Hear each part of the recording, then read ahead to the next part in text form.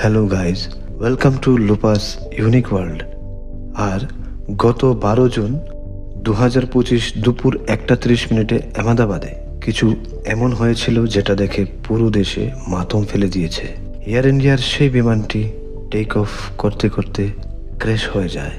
এরপর ছবিগুলো সামনে এলো, সেইগুলো দেখে আমার শরীরের পশম দাঁড়িয়ে গেল। কিন্তু এইসব কিভাবে হলো, আর আসলে কি আছে পুরো কাহানি এই ঘটনার পেছনে? আসুন বিস্তারিত জানি আজকের এই ভিডিওতে। 12 জুন 2025 আহমেদাবাদ, গুজরাট, ইন্ডিয়া। এখানে একটি ইন্টারন্যাশনাল এয়ারপোর্ট আছে, সর্দার বল্লভভাই পটেল এয়ারপোর্ট। এই এয়ারপোর্টে একটি সিঙ্গেল রানওয়ে আছে, যার লম্বা 3505 মিটার, অর্থাৎ 11,499 fit. Air India flight AI-171 এই বিমান এই রানওয়ে থেকে টেক অফ করার কথা। সময় দুপুর 2:15। ফ্লাইট 171-এ 230 জন যাত্রী প্রবেশ করতে থাকে। যাত্রীদের মধ্যে প্রাক্তন চিফ মিনিস্টার বিজয় রূপানীও ছিলেন।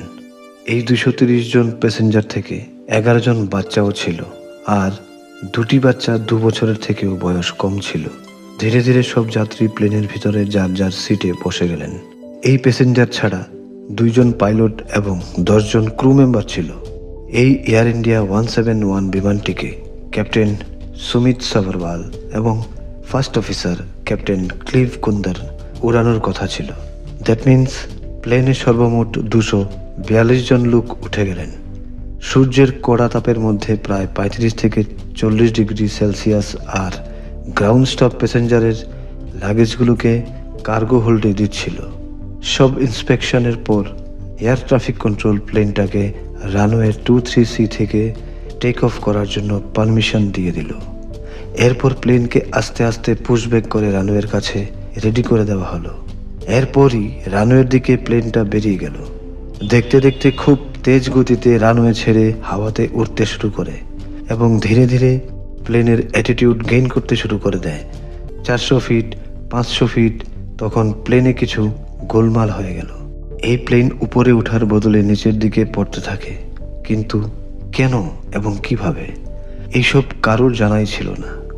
প্লেনটা টেক অফ করার ঠিক 30 সেকেন্ড পরেই এই প্লেন বিজে মেডিকেল কলেজের একটি হোস্টেলের বিল্ডিংয়ে গিয়ে বাড়ি খেয়ে যায়। আর এখানেই প্লেনের ডানা দুটো ভেঙে আটকে যায়, আর প্লেনের বাকি অংশ পাশে থাকা বিল্ডিংগুলোর ক্ষতি করে ক্র্যাশ হয়ে যায়। এছাড়া প্লেনে ভারী মাত্রায় ফুয়েল থাকায় এই জন্য ক্র্যাশ হওয়ার সঙ্গে সঙ্গে ভীষণভাবে আগুনের গোলা আকাশে ছড়িয়ে যায়। আশেপাশে নিজেদের ক্যামেরায় ভিডিও করে ফেলে এবং বিশ্বাস করো বন্ধুরা, সোশ্যাল মিডিয়াতে ভিডিওগুলো দেখে আমার গা শিউরে ওঠে। কতগুলো জ্বলন্ত ছবি দেখলাম, এমন কিছু ভয়ানক দৃশ্য আমি আপনাদের দেখাতে পারবো না বা ভাষায় বোঝাতেও পারবো না। ফায়ার ফাইটারদের গাড়ি পৌঁছাতে গেল, কিন্তু তাদেরও অনেক সময় লেগে গেছে। ঘন্টার পর ঘন্টা রেস্কিউর কাজ চলছিল। চারিদিকে শুধু চিৎকার আর ডাকাডাকির শব্দ ছিল। আমি সবসময় বলি যে প্লেন ক্র্যাশ হয়ে কেউ মারা যায় না, মারা যায় প্লেন থেকে লাগা আগুনে জীবন্ত ছাই হয়ে যায়। সেই মুহূর্তে সবাই অসহায় অবস্থায় কিছু করতে পারে না। যতক্ষণ আগুন নেভানো যাবে না তাহলে কেউকে বাঁচানোও যাবে না, আর যতক্ষণে আগুন নেভানো হবে ততক্ষণে অনেক দেরি হয়ে যাবে। এখন পর্যন্ত রিপোর্ট অনুসারে যদি বলি, সর্বমোট 242 জন যাত্রীদের মধ্যে শুধুমাত্র একজন বেঁচে আছেন, যিনি ভাগ্যের জোরে বেঁচে গেলেন। ওনার অল্প কিছু ইনজুরি হয়েছে। ক্র্যাশের পরে ওই লোকটা নিজের পায়ে হেঁটে বাইরে বেরিয়ে গেলেন, আর এটা চমৎকার থেকে কম না বন্ধুরা।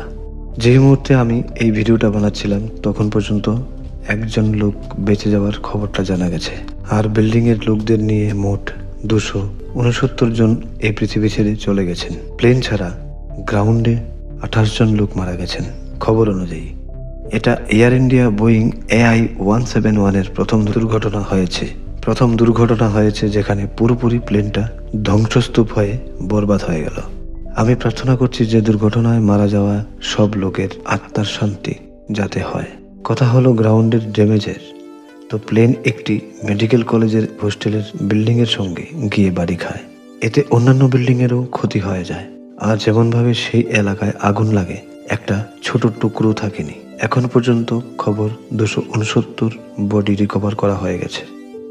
যেখানে একজন 40 বছরের বয়সী ব্রিটিশ সিটিজেন একা জীবিত হয়ে বেরিয়ে গেলেন, যে ওই প্লেনের প্যাসেঞ্জার ছিল। ঠিক ইমার্জেন্সি এক্সিটের একটা সিটের আগে ওনার ভাইও সেই প্লেনে বসা ছিল, কিন্তু দুঃখিত, ওনার ভাইয়ের প্রাণ বাঁচানো গেল না। এইভাবেই শত শত মানুষের কাহিনীগুলো এই দুর্ঘটনায় চাপা পড়ে গেল। বন্ধুরা, এই পুরো ঘটনাকে বোঝার পর, সোশ্যাল মিডিয়াতে ভিডিওগুলো অবজার্ভ করার পর আমি এই কেসটাকে একটু বোঝার চেষ্টা করেছি। এখন যে বিস্তারিত তথ্যগুলো তুলে ধরবো, রিপোর্ট আসার পর হয়তো এর থেকে একটু আলাদা হয়ে আসবে। ইনভেস্টিগেশন শুরু করা যাক। ফ্লাইট রাডার 24 থেকে এর কাজ হলো পৃথিবীর বুকে উড়ন্ত সব প্লেনকে ট্র্যাক করা। এই রাডার প্লেনে লাগানো অ্যাডস ট্রান্সপন্ডার থেকে কমিউনিকেট করে, রিয়েল টাইমের খোঁজ করে। ফ্লাইট 171 এর ট্যাক্সিং থেকে টেক অফ পর্যন্ত রাডারে সবকিছু রেকর্ড করেছে। কিন্তু যখনই 625 ফিট উঁচুতে পৌঁছায়, রাডার প্লেনের ট্রান্সপন্ডার থেকে ডিসকানেক্ট হয়ে যায়। তো এখন বন্ধুরা, 625 ফিট উঁচুতে কোনো বিল্ডিং তো নেই যে প্লেন সেখানে বাড়ি খেয়ে রাডারের কানেকশন বিচ্ছিন্ন হয়ে যাবে। ক্র্যাশ হওয়ার আগে প্লেনে কিছু তো একটা হয়েছিল, যে সময় প্লেনের ট্রান্সপন্ডার বন্ধ হয়ে গেল এবং ফ্লাইট রাডার 24 ডিসকানেক্ট হয়ে গেল। কিন্তু এমন কি হতে পারে যে এই সিস্টেম তা বন্ধ হয়ে যেতে পারে? ওয়েল, কোনো ইলেকট্রিক ডিভাইস ইলেকট্রিসিটি থেকেই চলে, আর ইলেকট্রিসিটি পায় ইঞ্জিন থেকে। যদি ইঞ্জিনে প্রবলেম থাকে, তখন এমন অবস্থায় ইলেকট্রিসিটি পাওয়া বন্ধ হয়ে যাবে। মেবি এই জন্য ট্রান্সপন্ডার বন্ধ হয়ে পড়েছিল, অথবা কোনো ধরনের ইলেকট্রিক ফেলিওরও হতে পারে। কিন্তু ইলেকট্রিক ফেলিওর হলেও প্লেন নিচে পড়ে যাবে না। এইসব কিছুর বড় প্রুফ হলো এই ভিডিওগুলো, যেখানে আমরা দেখছি প্লেন ধীরে ধীরে নিচে এসে পড়ে। আর এমন তখনই হতে পারে ইঞ্জিন যখন পাওয়ার জেনারেট করতেই পারছিল না। এই ভিডিওতে আমরা যদি একটু মনোযোগ দিয়ে দেখি, তো সেখানে এমন মনে হচ্ছে যে নিচের দিকে কিছু একটা বেরিয়ে আছে। মেবি এটা র্যাম এয়ার টারবাইন হবে। আর এই র্যাম এয়ার টারবাইন তখনই অটোমেটিক্যালি বের হয়ে তার কাজ শুরু করে দেয় যখন দুটো ইঞ্জিন ফেল হয়ে যায়। আসলে এই ভিডিওতে তো পুরো ক্লিয়ার তো দেখা যাচ্ছেও না। যদি এটা র্যাম এয়ার টারবাইন হয়ে থাকে, তাহলে আমরা 100% শিওর যে প্লেনের দুটো ইঞ্জিন ফেল হয়ে গেছিল। সেজন্য এসব ব্যাপারগুলো মাথায় রেখে আমরা বলতে পারি যে প্লেনটা ক্র্যাশ হওয়ার আগেই প্লেনে গন্ডগোল হয়ে গেছিল, মেবি ইঞ্জিন ফেলিওর। এখন আপনাদের মনে হচ্ছে বোধহয় এই কথাগুলো অনুমান করে হয়তো বলছি, কিন্তু এমন কিছু না বন্ধুরা। আমাদের কাছে প্রমাণ এসছে এই দুর্ঘটনা ঘটার কিছুক্ষণ পরে, যখন এটিসি বলল যে ফ্লাইট 171 মেডে কল করেছিল। আর মেডে কল তখনই করা হয় যখন কোনো বিপদের সংকেত চলে আসে, যা থেকে প্লেন ক্র্যাশ হতে পারে। যখন মেডে কল করা হয়েছিল, তখন প্লেন রানওয়ের আশেপাশের শেষ অংশে রান করছিল হয়তো, অর্থাৎ তখন থেকেই গোলমাল শুরু হয়ে যায়। কিন্তু এখানে আরেকটা প্রশ্ন চলে আসে পাইলটের উপর। যদি পাইলট আগেই জেনে গিয়েছিল কোনো সমস্যার ব্যাপারে, তাহলে কেন প্লেনটাকে টেক অফ করালো? কেন প্লেনটাকে ব্রেক লাগিয়ে দাঁড় করালো না? এইসব বুঝতে গেলে আমাদের জানতে হবে প্লেনের স্পিডের ব্যাপারে। একটি প্লেনকে টেক অফ করার সময় 3 রকমের স্পিডের মধ্য দিয়ে যেতে হয়: V1, VR এবং V2। V1 স্পিডে প্লেন যখন রান করতে থাকে, তখন পাইলটের কাছে সেটা শেষ মুহূর্ত হয়ে থাকে, যখন ডিসাইড করতে হয় যে প্লেনটাকে থামানো অথবা টেক অফ করিয়ে দেওয়া হোক। এই স্পিডে যদি কোনো ইমার্জেন্সি কিছু হয়, তখন পাইলট ব্রেক লাগিয়ে প্লেন থামাতে পারে। কিন্তু এই স্পিডটা পার হওয়ার পর VR স্পিডে পৌঁছে যায়, তখন প্লেনের নোজ উপরের দিকে ওঠার জন্য সংঘর্ষ করতে থাকে। তারপরও যখন VR স্পিডও পার করে V2 স্পিডে পৌঁছে যায়, এটা প্লেনের এমন স্পিড হয়ে থাকে, প্লেন তখন সেফ মোডে চলে যায়। এই অ্যাটিটিউডে থাকাকালীন কোনো ইমার্জেন্সি হয়ে যায়, ধরে নিন প্লেনের একটা ইঞ্জিন ফেল হয়ে গেছে, তখন প্লেনটা V2 স্পিডে একটা ইঞ্জিনের সাহায্যে টেক অফ করতে পারবে। সেই কোনো সমস্যাই আসবে না সামনে। এখন এই 3টে ব্যাপার বোঝার পর এবার ফোকাস করছি প্লেনের VR স্পিডে। যখন প্লেন রানওয়েতে কিছু দূর রান করে ঠিক হাওয়াতে উপরে ওঠার জন্য যখন চেষ্টা করে, তখন প্লেনের VR স্পিড থাকাকালীন ধরে নিন একটা ইঞ্জিন ফেলিউর হয়ে গেল, তো তখন পাইলট ব্রেক দিতে পারবে না, কারণ প্লেনের স্পিড এত অধিক থাকবে যে থেমে যাওয়া অসম্ভব। আবার প্লেনটাকে এই অবস্থায় উপরেও উঠাতে পারবে না, কারণ প্লেনের স্পিড V1 স্পিডের থেকে বেশি থাকলেও কিন্তু এই স্পিডটাও যথেষ্ট না যাতে একটা ইঞ্জিনের সাহায্যে প্লেন উড়তে পারবে। দুটো কেসই ক্র্যাশ হয়ে যাবেই। এই জন্য টেক অফের সময় সবচেয়ে বড় বিপদ হয় যখন প্লেন ভিআর স্পিডে থাকে। তখন না ব্রেক দিতে পারবে না উপরে উঠতে পারবে উইদাউট ওয়ান ইঞ্জিন ফেলিওর। এবার এয়ার ইন্ডিয়া ফ্লাইট 171 এর পুরো কেসটাকে বুঝি। তাহলে আমরা বুঝে নেব যে এয়ার ইন্ডিয়া ফ্লাইটের ইঞ্জিন যদি ফেলিওর হয়ে থাকে তাহলে সেই সময় হয়েছিল হয়তো যখন প্লেন ভিআর স্পিডে, তার মানে রানওয়ের একেবারে শেষ অংশে, ঠিক সেই সময় পাইলট মেডে কল করেছিল। দ্যাট মিন্স প্লেন ভিআর স্পিডে ছিল হয়তো। একটা ইঞ্জিনের সমস্যার পর এই প্লেনটা না টেক অফ করতে পারলো আর না পাইলট ব্রেক লাগাতে পারলো। ইভেন রাডারের সাথেও যোগাযোগ ঠিক ওই সময় বিচ্ছিন্ন হয়ে যায়। এই দুর্ঘটনার পুরো ঘটনা আমার এই সমীক্ষার সাথে মিলে যাবে হয়তো। এছাড়াও প্রচণ্ড গরমের ওয়েদার, এয়ারপোর্টে প্রায় 35 থেকে 40 ডিগ্রি তাপমাত্রা ছিল হয়তো।